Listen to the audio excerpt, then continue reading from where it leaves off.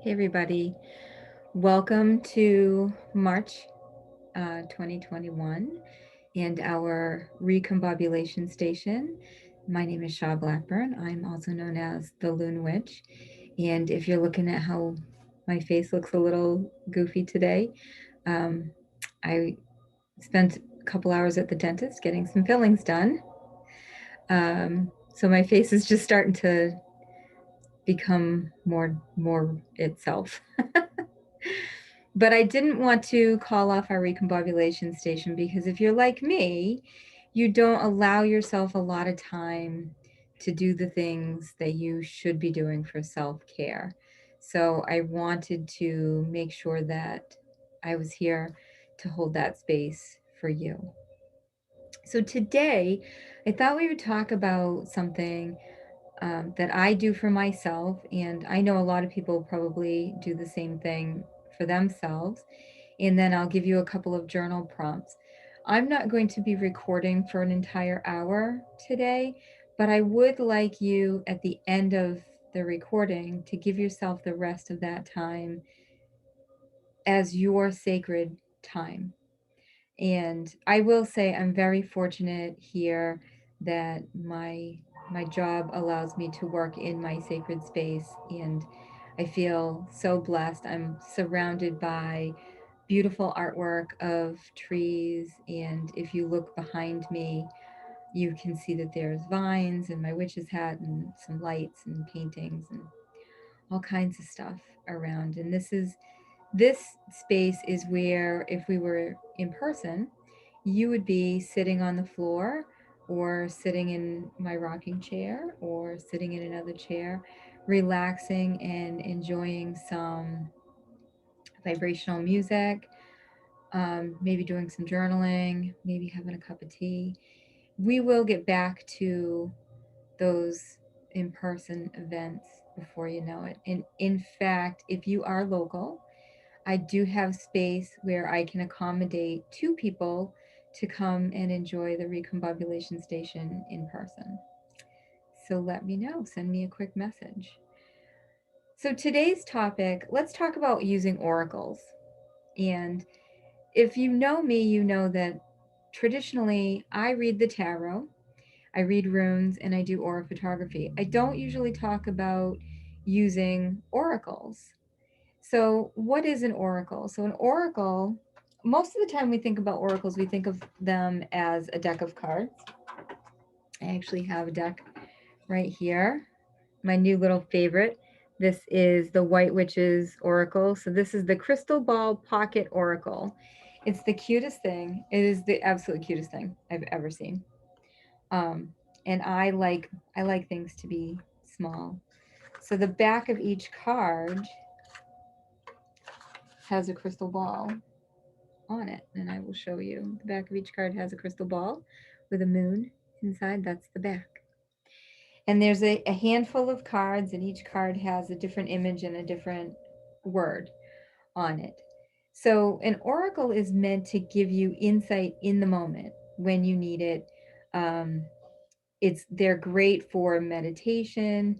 They're great for connecting to your higher self or connecting to a spirit guide, or depending on what you're trying to connect to. We're going to actually work with both this oracle and the Soulflower Oracle deck, which is another favorite of mine. I've had it for a couple of years, and I was inspired to purchase it by Robbie Packard at the Robin's Nest. So if you're local in Massachusetts or in New England, and you're looking for a place to get your New Age supplies, meditation supplies, I highly recommend the Robin's Nest ma.com is her website, and she is in Bellingham, Massachusetts. So she's kind of in the central Mass area, easily accessible to Rhode Island, New Hampshire, Western Mass, Southeastern Mass. It's a great place to be.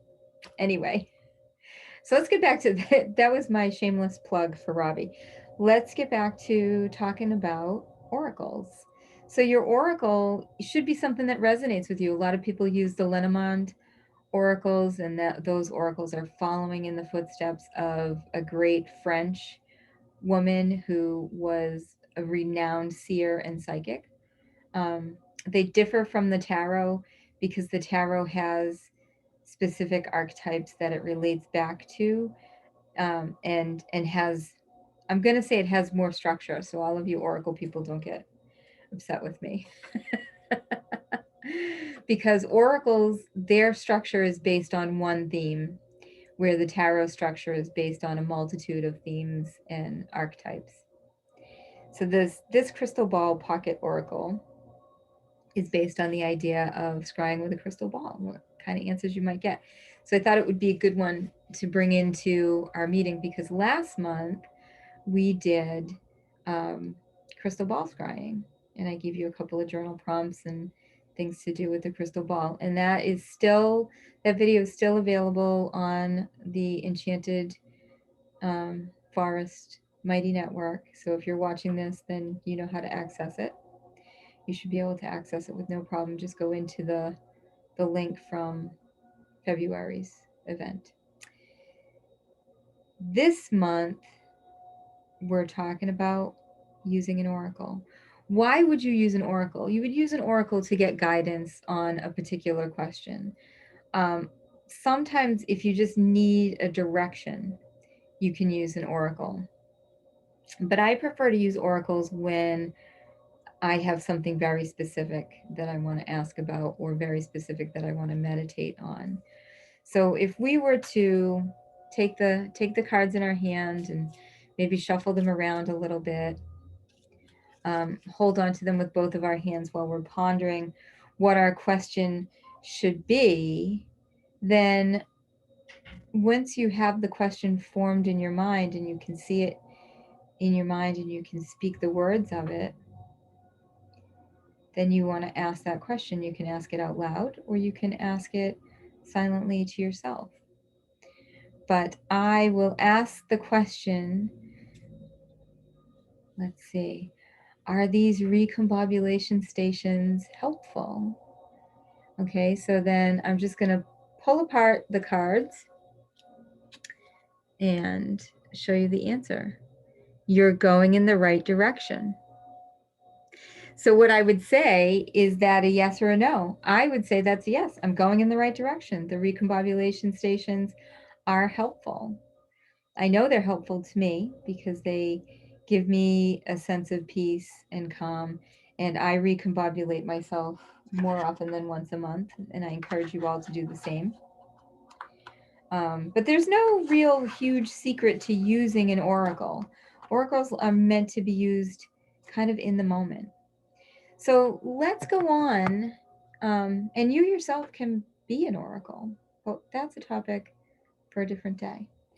Let's go on to our Soulflower Oracle. So the Soulflower cards, this is the box. Okay, so this is the Soulflower Plant Spirit Oracle deck. And this is Life is a Journey of Self-Discovery. It comes from Lisa Estabrook, my Soulflower, and I actually bought this when I was up at the Natural Living Expo back in, oh my gosh, 2017, maybe. It had only been out for a short time, and it says the copyright on here is 2016. So she does include instructions on how to use the deck, and most of the time I use the deck for a daily pick, and that helps me to come up with what I should be focusing on, where, sometimes it'll show me where my struggles are also. So what I'm going to encourage you to do is use my daily pick as a way to do some journaling prompts. So I'm going to put the card that I chose right on top here, and I'm going to place it on a table. Dun, dun, dun, dun, dun. And I'm going to swap my camera over so that you can see. Give me just a moment to do that. Okay, so you can't see that card. But let's move the card up here. Move the card back over here. Maybe we'll stand it up. Maybe we won't. Maybe we will get something to help it stand up. That might be better. They are beautiful, beautiful cards, in case you were wondering. So the card that I chose is the nasturtium card. And so nasturtium, it says here, the keyword is vitality. I'm going to actually pick this up so I can read it. So hold on. Nasturtium says, spicy, sensual nasturtium encourages your spiritual thinking self to come into balance with the earthly physical reality. She brings warmth and vitality into practical experience of your daily life, motivating you into action as opposed to just thinking about it. No more procrastinating. Boy, do I need that in my life. And I felt like when I pulled this card today, I thought, oh boy, this is a great card for springtime. It's funny how the camera is not centered. You just move that down. Bum, bum, bum. So nasturtium, and you can look up nasturtium to see what it means herbally, what it is as a plant. Can you grow nasturtium? Does it resonate with you? But what I want you to do is I want you to use this as your sacred journaling time. Okay? So when I say use it as your sacred journaling time, that's exactly what I mean. I mean, use it as your time to really connect, right? Connect with yourself, connect with the card, connect with the imagery. I love the imagery in these cards, and I love how the leaf on the nasturtium has got so many different shades of green in it and so many different shapes in it. It makes me want to go Google nasturtium and look up the images. But for your journal prompt for this recombobulation station, what I'd like you to do is I'd like you to really ponder a couple of questions. So question number 1 is, do I procrastinate? And I'm going to give you about 5 minutes to consider, do you procrastinate? Is that something that haunts and plagues you in your life? And I want you to journal about that. And I'll come back in about 5 minutes and check in and give you another journal prompt.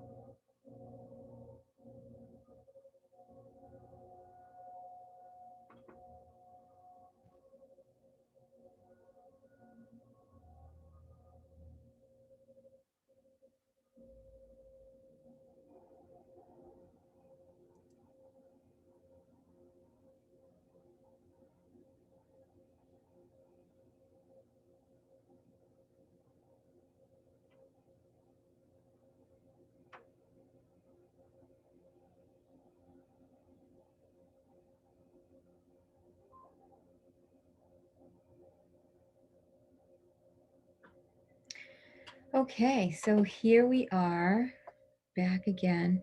I'm actually going to share my screen with you because I was Googling nasturtium and I found some great images on here. So if you go to Pinterest, you can find a lot of neat things about nasturtium. The entire plant is edible. It's high in minerals. It repels pesky insects. It has medicinal health benefits. It's a great companion plant, attracting beneficial insects. It's a cheap space filler. It has beautiful cut flowers. It's drought tolerant, which is great for me because I forget to water my plants. Flowers for a long time, quick and easy to grow, free seeds to grow more. It's colorful and cheerful. It's a living ground color. It's a flavor improver, a gorgeous edible garnish, weed barrier, poultry pharmacy, fragrant perfume, and it's pretty to dress and press and dry as flowers. So you can see on my screen over here, there's a lot of different images of them. So now I'm kind of thinking maybe I'm going to grow some of these.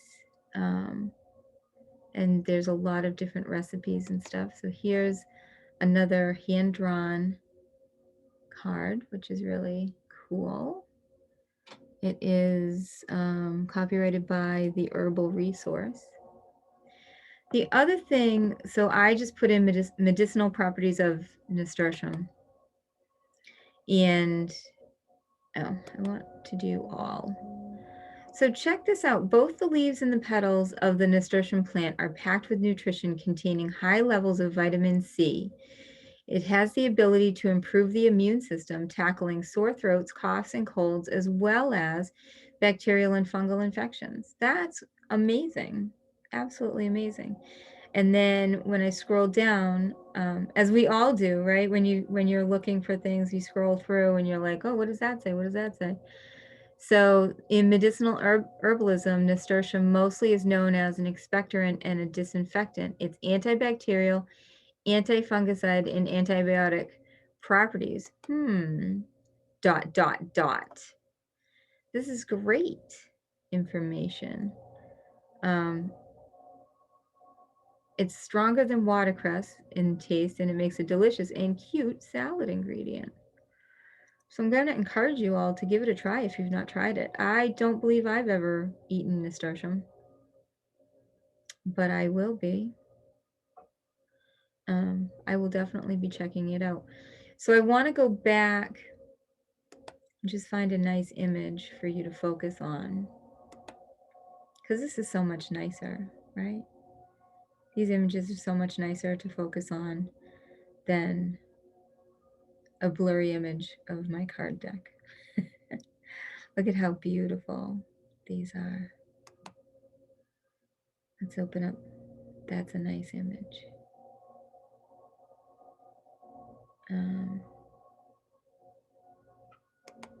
This is a nice image of them being ground cover. So I'm going to give you another journal prompt now. And while I do that, I'm reaching over to get the card so I can remind myself of the meaning of the card. And you know, it's okay if you have to double check things, triple check things. It's fine, we're all human. So the nasturtium vitality card, remember that it said she encourages your spiritual thinking self to come into balance with the earthly physical reality. And the key phrase at the end there was no more procrastinating. It motivates you into action as opposed to just thinking about it. So now that you've done your journaling about, am I a procrastinator? The answer for me is yes, I do procrastinate. And it kind of depends on what the subject matter is, whether how long I'm going to procrastinate. However, bringing that spiritual thinking self into balance with the physical reality, the earthly physical reality. And here we are. This weekend is the spring equinox. We have this beautiful spicy flower here to help give us our guidance and motivate us into taking things out of the winter, sleeping on it, thinking on it, and into the warmer, brighter, longer days of getting things done. So there's 2 journal prompts that I want to give you to contemplate on. And like I said, I would like to have you use the rest of the hour, even though the video is going to end. I'd like you to stay in this space and take the time to journal for yourself.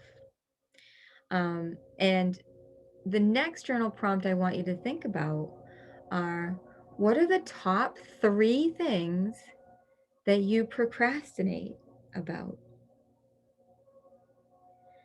So again, what are the top 3 things that you procrastinate about? And why don't you just take 5 minutes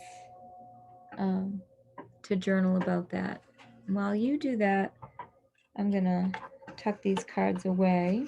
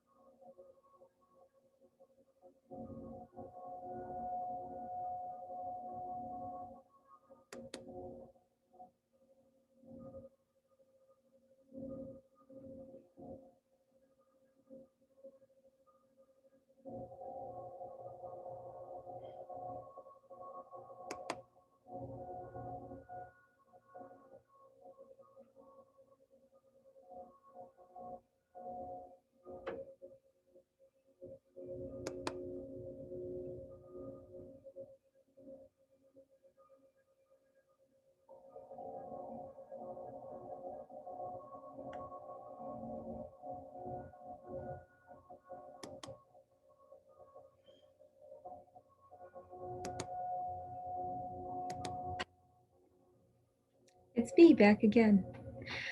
So here's your final journal prompt, and this is gonna hopefully allow you time to reflect and consider, and get you through to the end of the hour, right? And keeping that sacred time.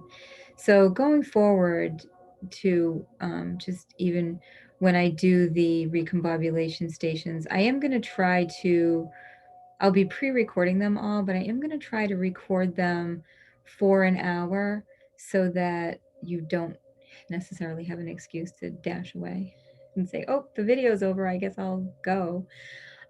Because this is your time to be mindful. This is your time to be the nasturtium. Bring your spiritual thinking self into balance and alignment with the earthly physical reality.